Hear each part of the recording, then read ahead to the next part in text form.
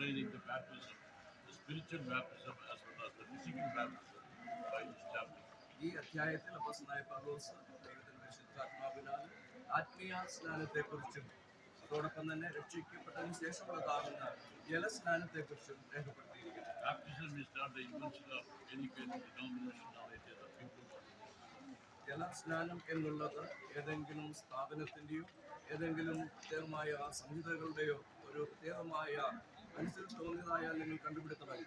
It's a God-given practice to the believers, those who put their trust in the Lord Jesus Christ. കർത്താവായ യേശു ക്രിസ്തുവിൽ തങ്ങളുടെ ആശ്രയം വെച്ച് രക്ഷിക്കപ്പെട്ട ദൈവമക്കളെ സ്നാനപ്പെടണമെന്നുള്ളത് ദൈവം ഒരുക്കിയതാകുന്ന പദ്ധതിയാകും. So according to God's word, believers need to be baptized. കർത്താവിന്റെ വചനപ്രകാരം വിശ്വാസികള് ജലസ്നാനം ഏൽക്കേണ്ടത് ആവശ്യമാണ്. I mean, those believers mean those who accept the Lord Jesus Christ as their personal Savior and Lord.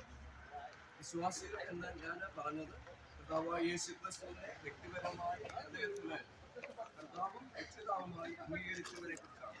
Every one of the those who are have some kind of faith.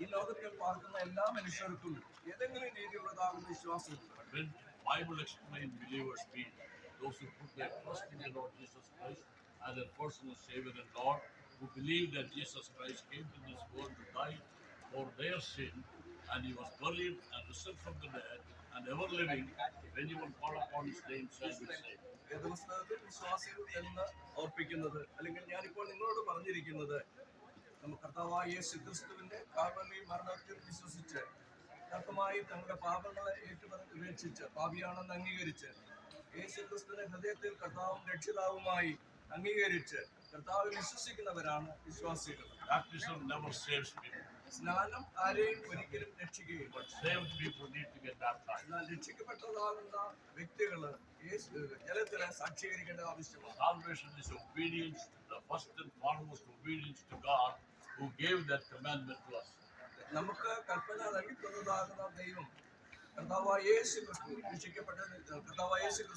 രക്ഷിക്കപ്പെട്ടതാകുന്ന ദൈവജനമ സ്നാനം ഏൽക്കണമെന്നുള്ളതാകുന്ന കൽപ്പനയാണ് നൽകിയിരിക്കുന്നത്. Jesus Christ gave that commandment, നമ്മുടെ കർത്താവായ യേശു ക്രിസ്തു ആ കൽപ്പന നൽകിയിരിക്കുന്നു. and the disciples followed it. ശിഷ്യന്മാര് അത് അനുസരിക്കുകയും അത് ചെയ്തു പോരുകയും ചെയ്തു. The first churches, they practiced it. ആദിമ സഭ ആദ്യത്തെ സഭ തന്നെ അത് പ്രായോഗികമാക്കിയിട്ടുണ്ട്. Every believer, they went and preached in the book of Acts, they preached, and those who believed, they baptized them. അപ്പോസ്തല പ്രവൃത്തികളുടെ പുസ്തകത്തിൽ നിന്ന് വായിക്കുമ്പോൾ വിശ്വാസികളുണ്ടായിരുന്ന കൂട്ടം യാത്ര ചെയ്ത് ശുശ്രൂഷ ചെയ്ത് കർത്താവിൽ വിശ്വസിച്ചതാകുന്ന ദൈവമക്കളെ നിശ്ചയമായി സ്നാനപ്പെടുത്തിയത് നമുക്ക് കാണുവാൻ സാധിക്കും. And the years and century passed, the devil, through the agency of his people, even in the name of Jesus Christ, they adulterated this truth. എന്നാൽ കാലഘട്ടം കഴിഞ്ഞപ്പോൾ മുൻപോട്ട് പോയപ്പോൾ പിശാചിന്റെ കെണിയിൽപ്പെട്ട് ഒരു പക്ഷെങ്കിലും ക്രിസ്തീയ സമൂഹം തന്നെ ആ പ്രത്യേകമായ സത്യത്തെ വളച്ച് ഒടിക്കുവാൻ ഇടയായി So the തീരുകയുണ്ടായി. baptism will be divided in many ways. അതുകൊണ്ട് സ്നാനം എന്നുള്ളത് വ്യത്യസ്ത രീതിയിലാണ് ക്രിസ്തീയ വിഭാഗങ്ങൾ നടത്തിക്കൊണ്ടിരിക്കുന്നത്. There are